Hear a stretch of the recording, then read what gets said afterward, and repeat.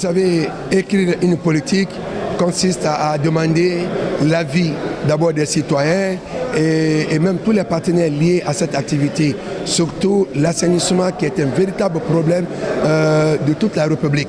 Mais la commune de Ratoma a pensé que, conformément à ce que pense la politique nationale, ce que dit la politique nationale, il fallait en déduire fondamentalement sur la base des réalités territoriales de Ratoma, écrire un document sur la base d'une concertation afin de pouvoir le mettre en pratique.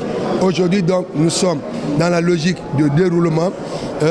Il y a eu un agenda par rapport à cette politique. Ce n'est donc, comme vous l'avez dit, à l'entend pas un vain mot, simplement qu'un discours, mais réellement c'est une pratique.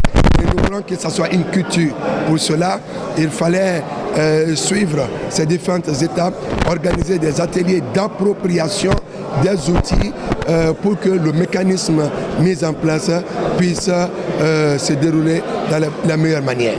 Aujourd'hui, les quartiers, les citoyens s'inscrivent. Ce n'est pas assez facile. Il y a encore des récalcitrants. C'est pourquoi nous travaillons avec notre brigade communale de salubrité afin que, avec les présidents des conseils de quartier, les chefs de secteur, les chefs de carré, tout ce concours puisse nous amener à un bon résultat. Ce n'est pas facile de changer la mentalité, mais ce n'est pas aussi non plus impossible. Il faut simplement le dialogue et suivre le processus. On a organisé cette séance de formation et de renforcement des capacités de nos acteurs locaux.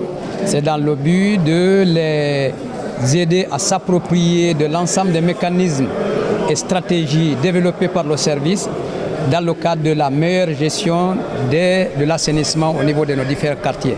Après le partage de la politique, après sa validation, après sa présentation, nous avons procédé à l'organisation des campagnes de sensibilisation au niveau des quartiers. Nous avons organisé des réunions d'évaluation, non seulement du dispositif territorial au niveau des secteurs, des carrés, mais aussi l'évaluation des capacités opérationnelles des PME. Et après ça, nous avons organisé d'autres réunions de mise à point de l'ensemble de ce dispositif-là avant de procéder à la signature des contrats. Les contrats sont signés et au jour d'aujourd'hui, il était question d'inviter tous les chefs de secteur, les chefs de quartier, les PME, pour qu'ils puissent s'approprier de la politique et que chacun devienne un acteur majeur dans sa juridiction, dans son territoire, pour que la politique ne souffre de manquement en termes d'applicabilité sur le terrain. Ce qui n'était pas le cas auparavant.